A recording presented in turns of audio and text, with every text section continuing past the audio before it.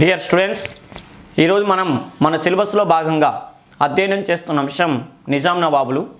ఈ నిజాం నవాబులకు సంబంధించిన కొన్ని ఇంపార్టెంట్ బిట్లని అంటే ఫోటోలతో సహా మీకు ఎక్స్ప్లెయిన్ చేశాను.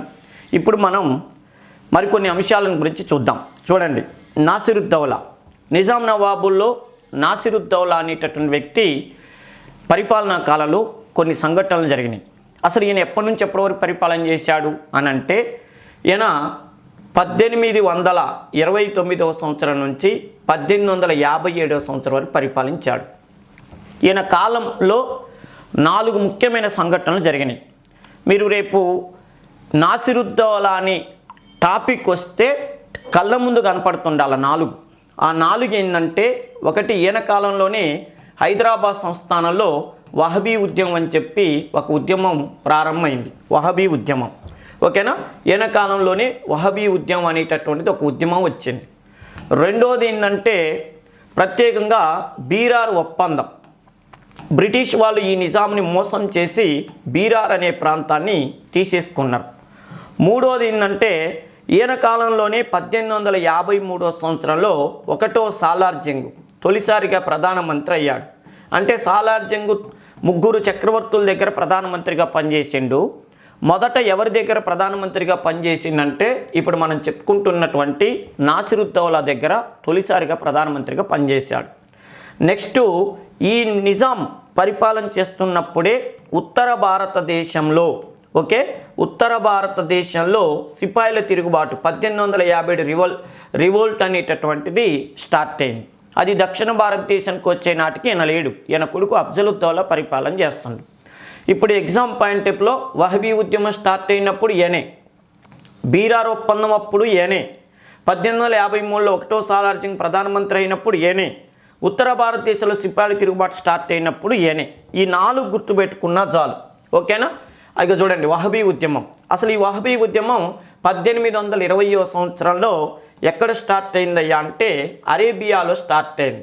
అరేబియాలో ఈ వహబీ ఉద్యమం అనేటటువంటి స్టార్ట్ అయింది. అసలు వహబీ ఉద్యమం ఏంది అని అంటే, ఇస్లాం మతంని డెవలప్ చేసుకోవాలి, ఇస్లాం మతంలో ఉన్నటువంటి వ్యక్తులందరూ కూడా ఆర్థికంగా, సామాజికంగా, రాజకీయంగా ఎదగాలన్న ఉద్దేశంతో 1820వ సంవత్సరంలో ఇబిన్ అబ్దుల్ వహబ్ అనేటటువంటి వ్యక్తి అక్కడ వహబీ ఉద్యమాన్ని స్టార్ట్ చేశాడు. దీనికి భారతదేశంలో సర్ సయ్యద్ అహ్మద్ బార్వేలి అనేటటువంటి వ్యక్తి అధ్యక్షుడిగా ఉన్నాడు. ఇది 1820లో స్టార్ట్ అయినప్పుడు ఎలాంటి గొడవలు లేవు. మన ఇస్లాం మతం వాళ్ళు డెవలప్ అయితే చాలు, మనకి ఏ మతం వాళ్ళు శత్రువులు కాదన్నట్టుగా వీళ్ళు ప్రచారం చేశారు. కానీ 1838లో బాగా గుర్తుపెట్టుకోండి, 1838 వల్ల కల్లా ఏమైందంటే, మన హైదరాబాదులో నిజాం నవాబు పాలన నడుస్తున్నప్పుడు, అది కూడా నాసిరుద్దౌలా పరిపాలన నడుస్తున్నప్పుడు ఈ వహబీ ఉద్యమం హైదరాబాదు రాజ్యంలో వచ్చింది. వహబీ ఉద్యమానికి నాయకుడు ఎవరున్నారంటే, నాసిరుద్దౌలా తమ్ముడైనటువంటి ముబారుద్దౌలా, ఆయనే ముబారుజుద్దౌలా అనే పేరుతో పిలుస్తారు. ఆయన ఈ వహబీ ఉద్యమానికి నాయకుడు అయ్యాడు. ఈయన ఏమంటున్నాడు, వహబీ ఉద్యమానికి నాయకుడైన ముబారుద్దౌలా, భారతదేశంలో మన ఇస్లాం మతం వాళ్ళు అభివృద్ధి చెందకపోవటానికి ప్రధాన కారణం ఏంటంటే బ్రిటిష్ వాళ్ళు. ఈ దేశానికి బ్రిటిష్ వాళ్ళు వచ్చిన తర్వాతనే చాలామంది భారతదేశంలో ఉన్న ఇస్లాం చక్రవర్తులంతా కూడా తమ రాజ్యాలను కోల్పోయారు. ఉదాహరణకి ఈ అన్వరుద్దీన్ కానీ, చాందా సాహెబ్ కానీ, వీళ్ళు ఇస్లాం చక్రవర్తులంతా ఐరోపా కంపెనీ వాళ్ళకి తొత్తుల్లాగా వ్యవహరించాల్సి వచ్చింది. ఆ తర్వాత చూడండి, బ్రిటిష్ వాళ్ళు ప్లాసీ యుద్ధంలో సిరాజ్ దౌలాని ఓడించారు. ఆ తర్వాత మీర్ జాఫర్ని, మీర్ కాసిమ్ని ఒక ఆట ఆడిచ్చారు. ఆ తర్వాత విషయం చూడండి, బక్సార్ యుద్ధంలో 2వ షా ఆలంకి ఘోరంగా ఓడించి ఆయనకి పెన్షన్ ఇచ్చేటట్టు చేశారు. ఆ తర్వాత టిప్పు సుల్తాన్ కానీ, వాళ్ళ నాన్న హైదర్ అలీని కానీ ఘోరంగా ఓడించారు. మొత్తానికైతే మూసిపడేశారు. భారతదేశం మొత్తాన్ని బ్రిటిష్ వాళ్ళు ఆక్రమించుకున్నారు. అంటే బ్రిటిష్ వాళ్ళు ఈ దేశానికి రావటం వల్ల ఎక్కువగా నష్టపోయింది ఎవరంటే, ఇస్లాం మతం వాళ్ళే నష్టపోయారు. ఒక చక్రవర్తి, ఇస్లాం చక్రవర్తి నష్టపోయాడంటే దానికి బ్యాక్గ్రౌండ్ స్టోరీ చాలా ఉంటుంది. ఆ రాజు తన రాజ్యాన్ని కోల్పోయిందంటే దాంట్లో ఉద్యోగాలు చేస్తున్న ఎంతోమంది ఇస్లాం మతం వాళ్ళు తమ బతుకు తెరువును కోల్పోయినట్టే లెక్క. అందుకని మన భారతదేశంలో ముస్లింల పరిస్థితి ఇంత దయనీయంగా కావటానికి కారణం ఎవరంటే బ్రిటిష్ వాళ్ళే. మనకు ప్రధాన శత్రువులు బ్రిటిష్ వాళ్ళు, తర్వాత సిక్కులు. ఎందుకంటే మొఘల్ చక్రవర్తులకి సిక్కులకు అస్సలు పడదు. 5వ సిక్కు గురువు అర్జున్ సింగ్ కను జహంగీర్కి గొడవైంది. అర్జున్ సింగ్ని వేసిపడేసిండు జహంగీర్. 9వ సిక్కు గురువు అయిన తేజ్ బహదూర్ సింగ్కి ఔరంగజేబ్కి అస్సలు పడదు. తేజ్ బహదూర్ సింగ్ని ఔరంగజేబ్ వేసిపడేసిండు. అట్లా ఫరూక్ షియర్ అనేటటువంటి వ్యక్తి కాలంలో కూడా గొడవలు అయినాయి. అందుకని ఇప్పుడు ప్రత్యేకమైన విషయం ఏంటంటే భారతదేశంలో ఇస్లాం మతం బాగా డెవలప్ కావాలి, ఇస్లాం మతాన్ని ఆచరించే వాళ్ళు బాగా డెవలప్ కావాలంటే ఈ దేశంలో ఇద్దరు శత్రువులు ఉండకూడదు, బ్రిటిష్ వాళ్ళు ఉండకూడదు, సిక్కులు ఉండకూడదు అని చెప్పి ముబారుజుద్దౌలా హైదరాబాదులో 1838వ సంవత్సరం నుంచి దుమ్ము లేపిండు. హైదరాబాద్ సంస్థానాలు వచ్చిన మొట్టమొదటి మత ఉద్యమం దేన్ని చెప్తారంటే వహబీ ఉద్యమాన్ని చెప్తారు. ఈ వహబీ ఉద్యమం నడుస్తున్న సమయంలోనే మన రాయలసీమ ప్రాంతంలో సైరా, మనకి మెగాస్టార్ చిరంజీవి సినిమా తీసిన ఉయ్యాలవాడ నరసింహారెడ్డి, అట్లా కోయిలకుంట్ల జమీందారు అయినటువంటి ఉయ్యాలవాడ నరసింహారెడ్డి ఆ పోరాటం చేస్తాడు. ఆ పోరాటం బ్రిటిష్ వాళ్ళకి వ్యతిరేకంగానే వచ్చింది, ఈ పోరాటం బ్రిటిష్ వాళ్ళకి వ్యతిరేకంగానే వచ్చింది.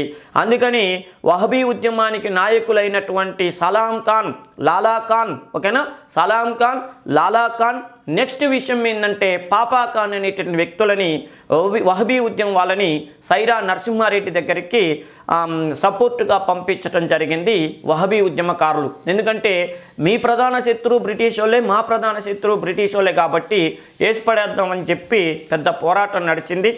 మొత్తానికి 1838లో హైదరాబాదులో వహబీ ఉద్యమం వస్తే 1854 వరకు నడిచింది. మొత్తానికైతే బ్రిటిష్ వాళ్ళు ప్రెజర్ అనే ఒక అధికారిని పెట్టి ఈ ఉద్యమాన్ని అణచివేయటం జరిగింది. కాకపోతే ఇక్కడ ఇండియన్ హిస్టరీ కూడా కొద్దిగా గుర్తుపెట్టుకోండి. 1870లో ఇండియా మొత్తం మీద వహబీ ఉద్యమం పూర్తిగా పతనం కావటం జరిగింది. ఇండియాలోనూ వహబీ ఉద్యమం అణచివేసిన బ్రిటిష్ అధికారి అంటే సిడ్నీ కాటన్ అంటారు. అదే హైదరాబాద్ సంస్థానంలో కానీ రాయలసీమలో వచ్చిన ఉద్యమాలన్నింటినీ కూడా అణచివేసిందంటే ప్రెజర్ అనేటటువంటి వ్యక్తిని చెప్తారు వహబీ ఉద్యమం. మొత్తానికి ఇది జరిగింది ఎవరి కాలంలో అంటే మన నాసిరుద్దౌలా కాలంలో అని గుర్తుపెట్టుకోండి. తర్వాత విషయం ఏంటంటే అఫ్జలుద్దౌలా. నిజాం నవాబుల్లో బాగా గుర్తుపెట్టుకోవాల్సినటువంటి వాళ్ళలో అఫ్జలుద్దౌలా ఒకడు. ఈయన గురించి ఎందుకు గుర్తుపెట్టుకోవాలంటే 1857 సిపాయిల తిరుగుబాటు దక్షిణ భారతదేశానికి వ్యాపించినప్పుడు మన నిజాం నవాబుగా పనిచేస్తున్నది ఎవరంటే అఫ్జలుద్దౌలా. అఫ్జలుద్దౌలా 1857లో చక్రవర్తి అయ్యాడు, 1869 వరకు ఉన్నాడు. ఈ చక్రవర్తికి బ్రిటిష్ వాళ్ళు ఎక్కలేని అవకాశాలు కల్పించారు.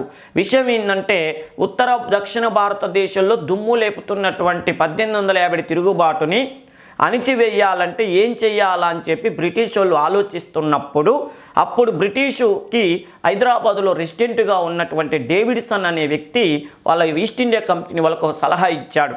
ఏమని సలహా ఇచ్చిందంటే హైదరాబాదు చక్రవర్తి అఫ్జలుద్దౌలా ఎవరి వైపు ఉంటే వాళ్ళు గెలుస్తారు, ఇతడు బ్రిటిష్ వాళ్ళ వైపు ఉంటే బ్రిటిష్ వాళ్ళు గెలుస్తారు, ఇతడు సిపాయిల వైపు ఉంటే సిపాయిలు గెలుస్తారు, మీరే ఆలోచించుకోండి అని చెప్పి బ్రిటిష్ ఈస్ట్ ఇండియా కంపెనీకి ఒక లెటర్ పంపించాడు.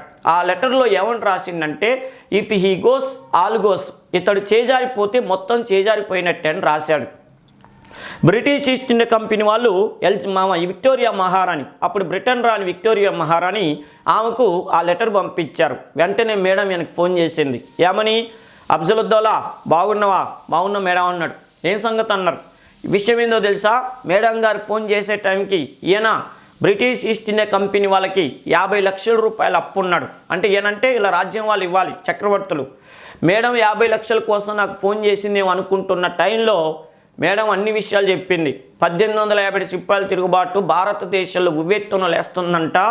ఆ తిరుగుబాటు గనక సక్సెస్ అయితే మేము తట్టాపుట్టా సర్దుకొని ఇంగ్లాండ్ వెళ్లాల్సి వస్తుంది, దయచేసి మీరు మాకు సపోర్ట్ చేయండి అని అడిగింది. అడిగితే చూద్దాం అంటే లేదండి మీరు ఖచ్చితంగా మాకు సపోర్ట్ ఇస్తారు, మీకు కొన్ని రాయితీలు ఇస్తున్నాం అని చెప్పింది. మీరు మాకు 50 లక్షలు ఇవ్వాలి, ఆ 50 లక్షలు మీరు మాకు ఇవ్వద్దు, మేమే మీకు 50 లక్షలు ఇస్తామని చెప్పింది. 2 హోలీ సిక్కా అనే స్పెషల్ కరెన్సీ వేసుకోవటానికి మీకు అవకాశం ఇస్తున్నాం. భారతదేశంలో బ్రిటిష్ ఈస్ట్ ఇండియా కంపెనీ ఏ స్వదేశీ చక్రవర్తులకి కూడా ప్రత్యేక కరెన్సీ వేసుకోవటానికి అవకాశం ఇవ్వలేదు, మీకు ఇస్తున్నానని చెప్పింది. నెక్స్ట్ మీకు రైల్వే ట్రాకులు, ఎక్కడెక్కడ రైల్వే ట్రాక్లు వేయాలో హైదరాబాద్ సంస్థానంలో చెప్పండి, మొత్తం రైల్వే ట్రాకులు మా బ్రిటిష్ టెక్నాలజీని ఉపయోగించి ఇప్పిస్తాం. మీ దగ్గర ఇంగ్లీష్ మీడియం స్కూళ్ళు లేవని తెలిసింది, మొత్తం ఇంగ్లీష్ మీడియం స్కూళ్ళు పెట్టిస్తాం. అదేవిధంగా ఇంతకుముందు బీరార్ అనే ప్రాంతాన్ని మేము తీసేసుకున్నాం. ఇక బీరార్ అనే ప్రాంతం చుట్టుపక్కల రాయచూరు, ధారాషివ్, ఉస్మానాబాద్ ప్రాంతాలన్నీ మీకు ఇస్తాం. దయచేసి ఇన్ని అవకాశాలు ఇస్తున్నాం కాబట్టి మీరు సిపాయిల తిరుగుబాటులో మాకు సహకారం చేయాలన్నారు. ఈయన మొదట్లో కొద్దిగా ససేమిరా అన్న, ఈయన దగ్గర ప్రధానమంత్రిగా ఉన్న సాలార్ జంగ్ ఈయన్ని ఒప్పించాడు. మొత్తానికి 1850 సిపాయిల తిరుగుబాటులో బ్రిటిష్ వాళ్ళకి సహాయం చేశారు. సిపాయిల తిరుగుబాటులో బ్రిటిష్ వాళ్ళు విజయం సాధించడానికి ఒక విధంగా కారకులయ్యాడు ఈ అఫ్జలుద్దౌలా. అందుకు గాను బ్రిటిష్ వాళ్ళకి స్టార్ ఆఫ్ ఇండియా 1861 సంవత్సరంలో స్టార్ ఆఫ్ ఇండియా అనే బిరుదు ఇచ్చారు ఇతనికి. ఇకపోతే ఈయన కాలంలో చూడండి 1850 తిరుగుబాటు, నేను మళ్ళీ చెప్తున్నా, ఎగ్జామ్ పాయింట్ ఆఫ్లో బాగా గుర్తుపెట్టుకోండి. 1850 సిపాయిల తిరుగుబాటు జరిగినప్పుడు హైదరాబాద్ చక్రవర్తి అఫ్జలుద్దౌలా, ఓకేనా. ఇక చూడండి సాలార్ జంగ్, అసలు సాలార్ జంగ్ లేకపోతే హైదరాబాద్ సంస్థానం లేదు. సాలార్ జంగ్ లేకపోతే హైదరాబాద్ సంస్థానంలో డెవలప్మెంట్ లేదు. సాలార్ జంగ్ లేకపోతే బ్రిటిష్ వాళ్ళతో సపోర్ట్ ఉండకపోయేది. ఇతడి అసలు పేరు మీర్ తుర్రబ్ అలీ ఖాన్. ఇతడు 1829 సంవత్సరంలో బీజాపూర్లో జన్మించాడు. బీజాపూర్కు ఒకప్పుడు ప్రధానమంత్రిగా బహ్మనీ రాజ్యంలో పనిచేసిన మహమ్మద్ గవాను ఇతనికి ఆదర్శప్రాయం. ఎప్పటికైనా మహమ్మద్ గవాన్ అంత స్థాయికి వెళ్ళాలని కలలు కన్నాడు. ఆ కలల్ని సాకారం చేసుకున్నాడు. 1853లో హైదరాబాదు రాజ్యానికి 1853 మే 31వ తారీఖు నాడు ప్రధానమంత్రి, అంటే వాళ్ళు దివాన్ అంటారు, దివాన్ అయ్యాడు. 1853 నుంచి 1883 ఫిబ్రవరి 8వ తారీఖు వరకు హైదరాబాద్ సంస్థానానికి ప్రధానమంత్రిగా పనిచేశాడు. 30 సంవత్సరాలు 53 నుంచి 83 వరకు 30 సంవత్సరాల పాటు ముగ్గురు చక్రవర్తులకి, ఫస్ట్ ఎవరయ్యా అంటే నాసిరుద్దౌలా, తర్వాత అఫ్జలుద్దౌలా, తర్వాత మీర్ మహబూబ్ అలీ ఖాన్ అని ముగ్గురు చక్రవర్తులకి ఇతడు ప్రధానమంత్రిగా పనిచేశాడు. ఇతని పరిపాలనా కాలంలో హైదరాబాద్ ఒక విధంగా స్వర్ణయుగం అని చెప్పొచ్చు. హైదరాబాద్ని పాశ్చాత్యీకరించడంలోనూ పారిశ్రామికంగా తీర్చిదిద్దటంలోనూ వెనుకంజ వేయనటువంటి ప్రధానమంత్రిగా చరిత్రలో నిలిచిపోయాడు. ఒక విషయం ఏంటంటే ఈయన పేరు మీద ఒక మ్యూజియాన్ని పెట్టారంటే సాలార్ జంగ్ మ్యూజియాన్ని, ఈయనకు ఎంత పేరుందో ఆలోచించండి. ఈయన అసలు పేరు మీర్ తుర్రబ్ అలీ ఖాన్ అయితే ఈయన బ్రిటిష్ వాళ్ళ సహకారంతో హైదరాబాదును అద్భుతంగా తీర్చిదిద్దినందుకు బ్రిటిష్ వాళ్ళు ఈయనకి 1876 సంవత్సరంలో సాలార్ జంగ్ అనేటటువంటి బిరుదు ఇచ్చారు. సాలార్ జంగ్ అనేటటువంటి బిరుదు ఇవ్వటం జరిగింది. ఏదేమైనా ఇతని పాలనా కాలంలో హైదరాబాద్ సంస్థానం కొత్త పుంతలు తొక్కింది. కాకపోతే దాంతోపాటు సమస్యలు కూడా తీసుకొచ్చి పెట్టాడు ఆయన. ఏంటి ఆ సమస్యలు అంటే, హైదరాబాదును బాగా డెవలప్ చేసింది బ్రిటిష్ వాళ్ళ సహకారంతో. దీనివల్ల హైదరాబాదులో ఉద్యోగాలకి బయట వాళ్ళని తీసుకొచ్చిండు. అనేక పరిశ్రమలని అన్నీ కాలేజీలని, స్కూళ్ళని అన్నీ పెట్టడం వల్ల ఏంటంటే ఇక్కడ వాళ్ళకి ఆ నాలెడ్జ్ లేకపోవడంతో ఉత్తర భారతదేశం నుంచి చాలామంది ఉద్యోగస్తుల్ని తీసుకురావటం జరిగింది. అప్పుడున్న పరిస్థితుల్లో ఎవడో ఒకరితో ఉద్యోగం చేయించుకోవాలి, వీళ్ళకేం చదువు రాదు, మరి బయట వాళ్ళని తెచ్చుకోవాలిగా డెవలప్మెంట్ కానీ తీసుకురావటం వల్ల ఏమైందంటే ఈయన చేసిన పని వల్ల తర్వాత కాలంలో నాన్ లోకల్ ప్రాబల్యం హైదరాబాద్ సంస్థానాలు ఎక్కువైంది. అదే 1883 సంవత్సరంలో, అంటే ఈయన పరిపాలన అయిపోయిన తర్వాత హైదరాబాద్ సంస్థానంలో ముల్కీ నాన్ ముల్కీ గొడవ వచ్చింది. దాన్ని మనం చరిత్రలో ముల్కీ ఉద్యమం అని చెప్తాము. ఎవరి పనితీరు వలన హైదరాబాద్ సంస్థానంలో ముల్కీ ఉద్యమం వచ్చిందంటే ఈ 1వ సాలార్ జంగ్ పనితీరు వల్ల ముల్కీ ఉద్యమం వచ్చింది. తప్పనిసరి పరిస్థితుల్లో నిజాం మీర్ మహబూబ్ అలీ ఖాన్ ఆ ముల్కీ ఉద్యమాన్ని దృష్టిలో పెట్టుకొని 1888 సంవత్సరంలో ముల్కీ చట్టం అని తీసుకొచ్చాడు. ఆ చట్టం ప్రకారం ఏంటంటే ఇక నుంచి హైదరాబాద్ పుట్టి పెరిగినోడికే ఉద్యోగం ఇవ్వాలి, లేకపోతే కనీసం 12 సంవత్సరాలు స్థిర నివాసం ఉంటే వాళ్ళకి ఉద్యోగాలు ఇవ్వాలని చెప్పి నిర్ణయం తీసుకున్నాడంటే దానికి ప్రధానమైనటువంటి కారణం సాలార్ జంగ్ చేపట్టినటువంటి సంస్కరణలే అని చెప్పవచ్చును.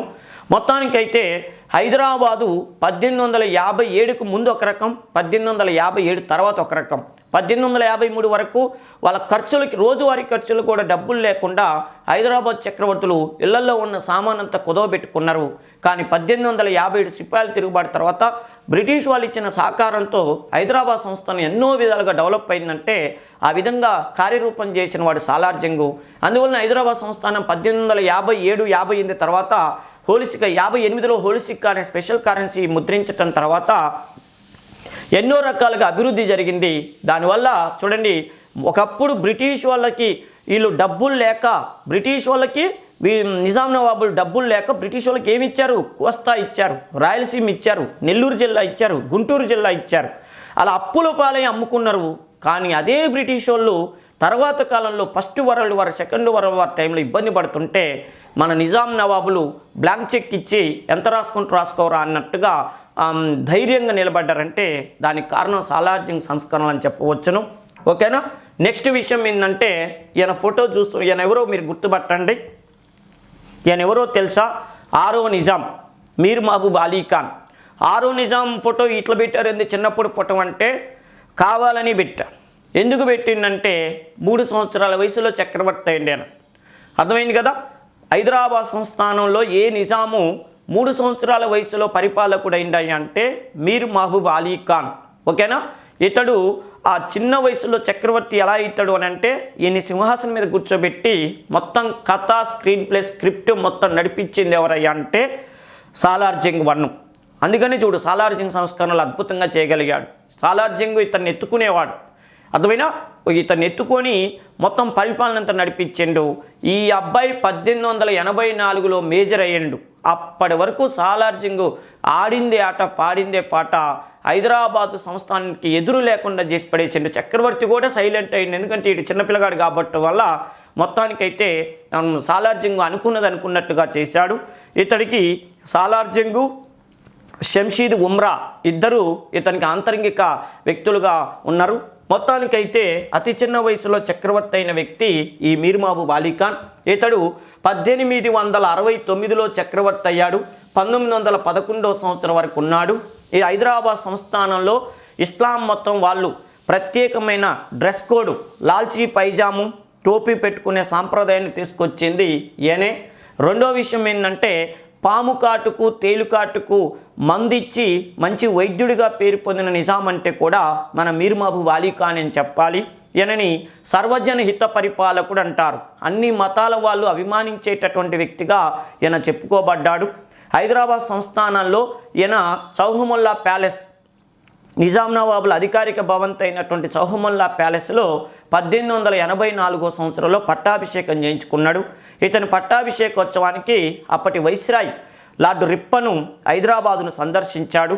హైదరాబాద్ సంస్థానాన్ని సందర్శించిన మొట్టమొదటి వైస్రాయ్ అంటే మనం లార్డ్ రిప్పన్ అని చెప్తాము. రిప్పన్ చేత పట్టాభిషేకం చేయించుకున్న వ్యక్తి మీర్ మహబూబ్ అలీ ఖాన్. ఇతని రంగేలీ రాజా అంటారు. రంగేలీ రాజాగా పిలువబడిన నిజాం అంటే మీర్ మహబూబ్ అలీ ఖాను. ఇవాళ ఒక పాయింట్ షర్ట్ వేస్తే మళ్ళీ అదే పాయింట్ షర్ట్ వేయడానికి 3 సంవత్సరాలు పట్టేదంట. అంటే అంత విలాస పురుషుడిగా పేరు పొందినటువంటి వ్యక్తి. అర్థమైనా. దాని ప్రత్యేకంగా ఈయన డ్రెస్ కోడ్ కోసమే ప్రత్యేకంగా ఆ రోజుల్లో జాకబ్ అని చెప్పి ఒక వ్యక్తిని ఇతనికి పిఏగా పెట్టడం జరిగింది.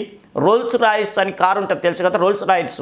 ఆ రోల్స్ రాయిస్ అనేటటువంటి కారుని భారతదేశానికి ఫస్ట్ సారిగా తీసుకొచ్చినటువంటి వ్యక్తి కూడా ఇతడే. ఏదైనా వస్తువు చూస్తే అది ఖచ్చితంగా పొందేంత వరకు నిద్రపోయేటటువంటి వాడు కాదు. అందుకని ఈయన చాలా విలాసవంతమైన పురుషుడిగా చెప్తారు. హైదరాబాదులో పోలో ఆటలు కానీ, ఓకేనా, ఫుట్బాల్ ఆటలు కానీ ఎన్నో రకాలైనటువంటి కొత్త గేమ్స్ని తీసుకొచ్చినటువంటి వ్యక్తిగా ఇతన్ని చెప్తారు. నాంపల్లి రైల్వే స్టేషన్ నిర్మించాడు. అర్థమే సికింద్రాబాద్ రైల్వే స్టేషన్ నిర్మించాడు. ఎర్రగడ్డ పిచ్చి హాస్పిటల్ నిర్మించాడు. ఒకటేంటి విక్టోరియా మహారాణి మెమోరియల్ ఆడిటోరియం అనేటువంటి ఒక ఆడిటోరియాన్ని నిర్మించాడు మీర్ మహబూబ్ అలీ ఖాన్. ఈయన పరిపాలనా కాలంలో ఉన్న డబ్బులన్నీ కూడా అయిపోవచ్చినాయి. ఎందుకంటే అత్యంత విలాసాలకు అలవాటు పడటం ఒకటి. రెండోది ఏంటంటే ఎవరన్నా ఏదైనా మంచి పని చేస్తే వెనక ముందు చూడకుండా ఇష్టం వచ్చినట్టు డబ్బులు ఖర్చు పెడతాడు. ఈయన పరిపాలనా కాలంలో 1908వ సంవత్సరం ఫిబ్రవరి 22వ తారీఖు నాడు హైదరాబాదులో మూసీ నది భారీ ఎత్తున పొంగి ఘోరమైనటువంటి నష్టం వచ్చింది. ఆ సమయంలో ఆ జనాలంతా కూడా ఇబ్బంది పడుతుంటే ఈయన అధికారిక భవంతి అయినటువంటి చౌహముల్లా ప్యాలెస్ని ఖాళీ చేసి వాళ్ళందరికీ కూడా పునరావాసం కల్పించాడు. ఆ సమయంలో వాళ్ళు ఇబ్బందులు పడుతుంటే ఈయన ఏడ్చిందంట, నా ప్రజలకి ఇన్ని కష్టాలు వస్తున్నాయి అని చెప్పి. ఆ సమయంలో మన సరోజినీ నాయుడు చిన్నపిల్ల అనమాట, ఆమె ఒక కవిత రాసింది. ఏమని? టీయర్స్ ఆఫ్ అసబ్జా కన్నీళ్ళు అని చెప్పి ఒక కవిత రాసిందంట. ఆ కవిత చదివి మళ్ళీ ఏడ్చిందంటే ఇంత అద్భుతంగా రాసిందని. ఆమెకు ఆ రోజుల్లోనే 40,000 రూపాయలు ఫెలోషిప్ ఇచ్చి ఇంగ్లాండ్లో చదువుకోవటానికి పంపించాడు. దాన ధర్మాలు ఒక చేతితో చేసిన దానాన్ని ఇంకో చేయికి తెలియకుండా చేయటం అని సామెతలు ఉంటాయి. దాన్ని కరెక్ట్గా అక్షరబద్ధం చేసినటువంటి మహానుభావుడు ఈ మీర్ మహబూబ్ అలీ ఖాన్. ఈయన పరిపాలనా కాలంలో హిందువులను అందరినీ మంచిగా చూసుకోబట్టి ఇతన్ని సర్వజనహిత పరిపాలకుడు అని పిలుస్తారు. కాకపోతే ఈయన అతి మంచితనం అనమాట. అందువల్ల ఈయన కొద్దిగా తర్వాత కాలంలో కొన్ని ఉద్యమాలు కూడా వచ్చినాయి ఈయన కాలంలో. ఏదేమైనా కూడా హైదరాబాదు సంస్థానాన్ని విలాసవంతంగా తీర్చిదిద్దాలని చెప్పి ఉన్న డబ్బులన్నీ కూడా ఖర్చు పెట్టినటువంటి చక్రవర్తిగా పేరు పొందినటువంటి వ్యక్తి మీర్ మహబూబ్ అలీ ఖాన్. ఈయన కాలంలోనే ఇలా ఇస్లాం మతం వాళ్ళు ఈయన మీద ఒత్తిడి తెచ్చారు. ఈయన ఇస్లాం మతం వాళ్ళు ఈయన మీద ఎందుకు ఒత్తిడి తెచ్చారంటే ఈయన హిందువులంటే బాగా అభిమానించేవాడు. 1908వ సంవత్సరంలో మూసీ నదికి వరదలు వచ్చినప్పుడు అంతా అల్లకుల్లోలం అయితే ఈయన ఏడుస్తుంటే ఒక అఘోరా, మనం అఖండ ఈ సినిమాలు చూసినాం కదా, అఘోరా వచ్చి ఈ నిజాం నవాబ్ని అడిగిందంట, ఏంటి నిజాం ఏడుస్తున్నావంటే, నా ప్రజలకి ఎంత కష్టాలు వచ్చినాయి, నాకు అదే బాధేస్తుందంటే, నువ్వేం టెన్షన్ పడ, మాకు హైదరాబాద్లో లాల్ దర్వాజా అని పేరు వినే ఉంటారు. లాల్ దర్వాజా దగ్గర అమ్మవారి గుడి ఉంటుంది వేప చెట్టు కింద. ఆ అమ్మవారు పవర్ఫుల్.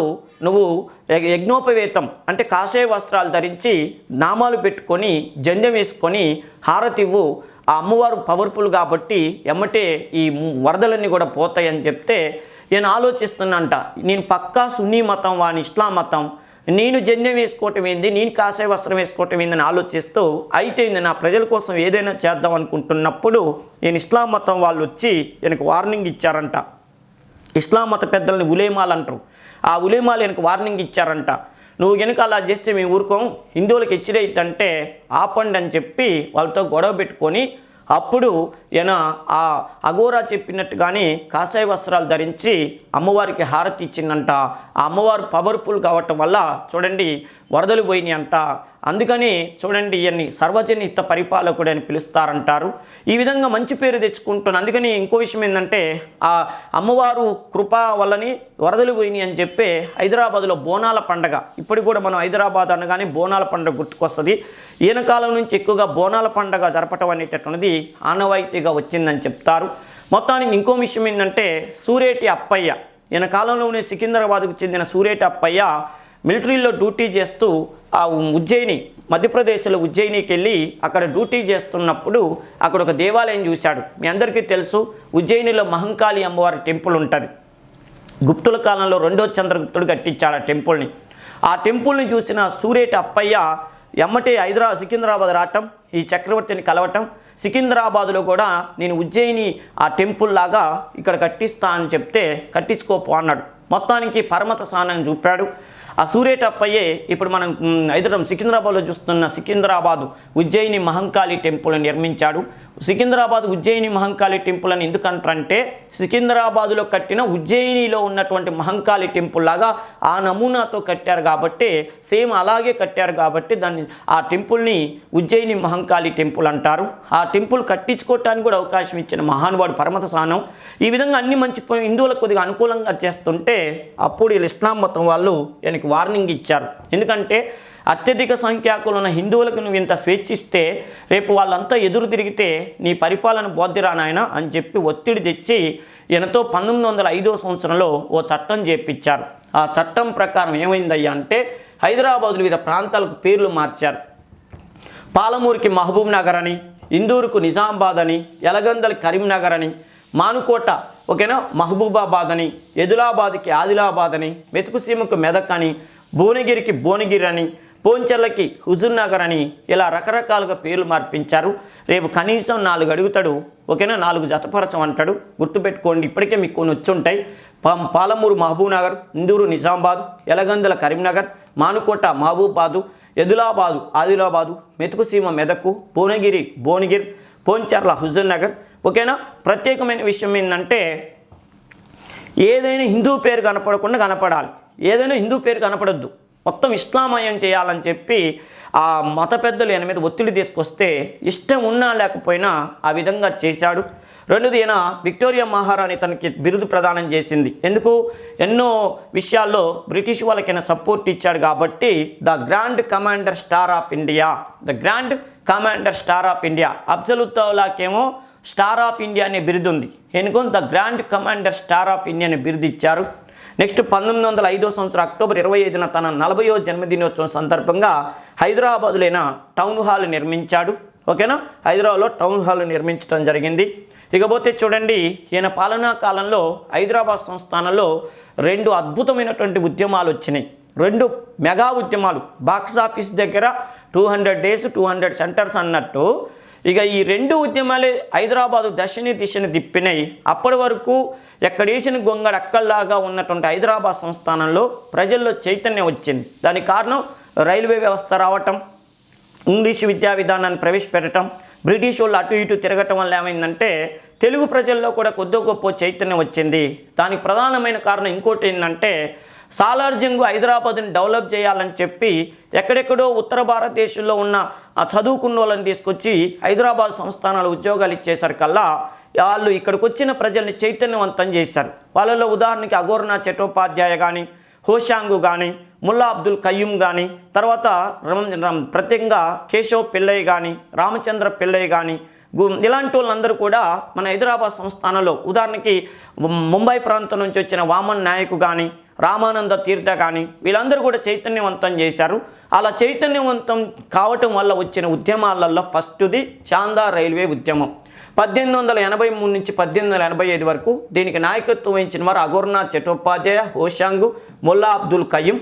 ఓకేనా. దీనికి సంబంధించిన స్టోరీ అంతా నేను మీకు టోటల్ పాఠం చెప్పిన వాటి స్లైడ్స్లో ఉంటుంది. ఇదేంటంటే జస్ట్ మీకు టకటక పాఠం అయిపోవటం కోసం, ఒక అవగాహన కోసం ఫోటోలతో సహా ఎక్స్ప్లెయిన్ చేస్తున్నట్టుంది. బాగా గమనించండి. ఓకేనా. చాందా రైల్వే ఉద్యమం 1883 నుంచి 85 వరకు వచ్చింది.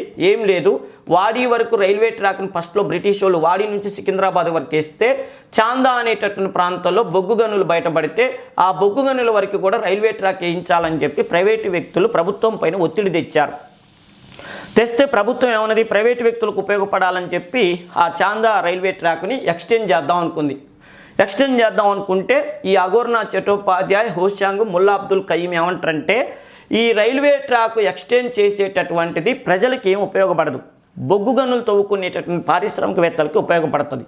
ప్రజలకు ఉపయోగపడని బొగ్గు గనులకి అసలు ప్రజల డబ్బుతో ఎందుకు రైల్వే ట్రాక్ వేయాలి, అది పరిశ్రమలకి పారిశ్రామికవేత్తలు వేయించుకుంటారు కదా అని చెప్పి గొడవ చేశారు. దీన్ని హైదరాబాద్ సంస్థలలో మొట్టమొదటి రాజకీయ ఉద్యమంగా దేన్ని చెప్తారంటే ఈ చాందా రైల్వే ఉద్యమం చెప్తారు. చాందా వరకు రైల్వే ట్రాక్ వేస్తున్నారు కాబట్టి వద్దని చెప్తూ ఈ 3 నాయకత్వంలో పోరాటం చేశారు. దాన్ని చాందా రైల్వే ఉద్యమం అంటారు.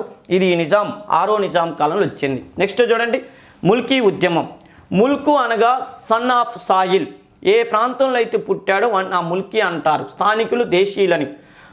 ఉర్దూ భాషలో ముల్క్ అంటే ఏంటంటే దేశము, ముల్కీ అనగా దేశీయుడని అర్థం.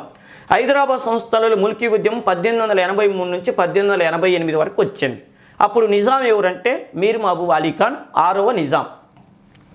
అప్పుడు ప్రధానమంత్రి ఎవరంటే సర్ అస్మాన్ జా. ఎప్పుడు 1888లో ముల్కీ చట్టం తెచ్చేటప్పుడు సర్ అస్మాన్ జా. అదే 1883లో ముల్కీ ఉద్యమం వచ్చినప్పుడు రెండో సాలార్ జంగ్ టైంలో ముల్కీ ఉద్యమం వచ్చింది. ఉద్యమం ముగించే సమయానికి 1885 ఉద్యమం ముగించే సమయానికి సర్ అస్మాన్ జా అనే వ్యక్తి ఉన్నాడు. ముల్కీ ఉద్యమం కారణంగా ప్రధాని పదవికి రాజీనామా చేసింది రెండో సాలార్ జంగ్. నెక్స్ట్ విషయం, దీని ప్రధాన కారణం ప్రభుత్వ ఉద్యోగాలు స్థానికులతో భర్తీ చేయడం. స్థానికేతరులు ముల్కీ, నాన్ ముల్కీలు, అపాకీలు అని పిలిచేవాళ్ళు. ఓకే కదా. అసలు ఈ ముల్కీ ఉద్యమం యొక్క ప్రధాన ఉద్దేశం ఏంటంటే స్థానికేతరులైన నాన్ ముల్కీలని, గైర్ ముల్కీలని, అపాకీలని వీళ్ళందరినీ ఏమంటారు, ఒక సింగిల్ వర్డ్తో స్థానికేతరులని ఏమంటారు విడివిడిగా, నాన్ ముల్కీలు, గైర్ ముల్కీలు, అపాకీలు అంటారు. ఎట్టి పరిస్థితుల్లో హైదరాబాద్ సంస్థానంలో ఉన్న 16 జిల్లాల్లో నాన్ ముల్కీలని బయటికి వెళ్ళగొట్టాలి, లోకల్ వాళ్ళకే ఉద్యోగాలు ఇవ్వాలి. ఉత్తర భారతదేశానికి సంబంధించిన వాళ్ళని ఇక్కడెందుకు ఉద్యోగాలు ఇచ్చారు, మేము లేవు ఆ ఉద్యోగం చేయడానికి, మాకు ఓడవటం, తోడటం, కడగటం, రుద్దటం వరకు ఇచ్చారు, వాళ్ళకు గ్రూప్ 1 గ్రూప్ 2 ఎన్ని ఇస్తారా, ఏమనుకుంటారా మీరు, మా ఏరియాలో మాకు ఉద్యోగాలు రావు, వాళ్ళ ఏరియాలో మాకు ఉద్యోగాలు రావు, ఇంక మేమేమి ఎట్లా బతకాలి, ఇప్పుడు వేరే ఏరియాకి వెళ్తే మాకు ఉద్యోగాలు ఎవడియ్యాడు, మా ఏరియాలో కూడా మాకు ఇవ్వకపోతే మేము ఎట్లా బతకాలన్న ఉద్దేశంతో వచ్చిన ఉద్యమే ఈ ముల్కీ ఉద్యమం. ఓకే కదా. ఒక విధంగా సాలార్ జంగ్ ఫస్ట్ ఈ సంస్కరణలు చేయటం వల్ల నాన్ ముల్కీలు వచ్చారు. సాలార్ జంగ్ కూడా ఎందుకు చేసిండు, డెవలప్మెంట్ కోసం చేసిండు. నాలెడ్జ్ ఎవడికుంటే వాడికి ఉద్యోగం ఇవ్వాలి, వాడి స్థానికేతరుడు అనే విషయం పక్కన పెట్టి నాన్ లోకల్లో అయినా ఎవరైనా డెవలప్మెంట్ ముఖ్యమని ఇచ్చిండు. కానీ ఇప్పుడు ఏమైంది, గొడవ వచ్చేసరికల్లా వాళ్ళ కొడుకు రెండవ సాలార్జంగ్ ఉద్యోగాన్ని వదిలేసింది. ఆ టైంలో ఉన్న వ్యక్తి సర్ ఉస్మాన్ జా కాలంలో 1888 సంవత్సరంలో బ్రిటిష్ ప్రభుత్వం ముల్కీ చట్టం తెచ్చింది.